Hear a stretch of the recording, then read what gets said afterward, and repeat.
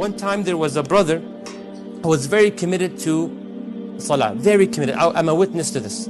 A blizzard, thunderstorm back in Canada, he always comes to the masjid. Wonderful brother, mashallah. I would drive sometimes, see him on the sidewalk, I go pick him up.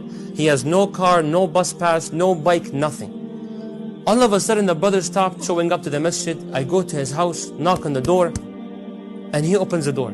I say, Assalamu alaikum. Then he curses. He's like, what he mentions, do you want? I'm really confused. Very dedicated person, committed to the masjid, and that's, your response is wajib. Saying salam is sunnah.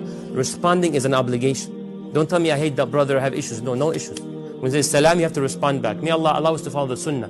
Ameen Rabbil Alameen. Then he said, he's like, what do you want? I'm like, I came to check on you. You were absent for a week from the masjid or so. He's like, I'm healthy, I'm standing, now move on in life. I'm like, I'm not moving on until you tell me what's wrong with you.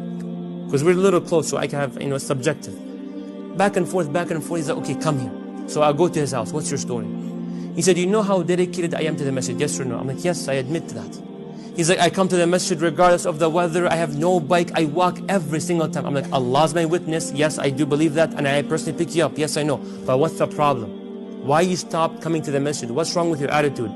He said, I've been coming to the masjid for the past 9 months, making all kinds of different dua. All kinds of different dua. This dua, this dua, that dua, that dua, this dua. Not a single one of them was accepted. Why should I worship him? And this is a high school student. May Allah protect us from overzealousness with no knowledge.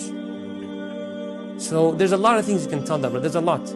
But part of that conclusion with this hadith, I told him, haven't you heard the hadith of Rasulullah sallallahu alayhi wa sallam? Whenever you make dua to Allah, one of 3 things happen. Number 1, Rasulullah sallallahu alayhi wa sallam says, if you ever ask Allah for something, either Allah will give you what you ask for. So your dua goes up, whatever you ask for comes down. Or number 2, Allah al-Hakim, the all-wise, knows whatever you ask for is not good for you. So your dua goes up, but no blessing goes down, but your dua goes up and blocks a hardship or a calamity that was about to fall upon you. The third is that your dua goes up and stays there, and then transforms into hasanat on your scale Yawm al-Qiyamah. The Sahaba heard this win situation. They said, إِذَا نُكْثِرِ Rasulullah, then we will never stop making dua. Look how they behaved. If that's the case, they know for a fact Allah will respond, but how, I don't know. But you know Allah will respond to it. Did the Prophet say, shame on you, don't have the attitude of always making dua? No. He said, Allahu Akthar, Allah is more generous. Yes, you should have this attitude, always make dua. Now the question, which one of the 3 is best? The best one of the 3 is whatever Allah sees best for you.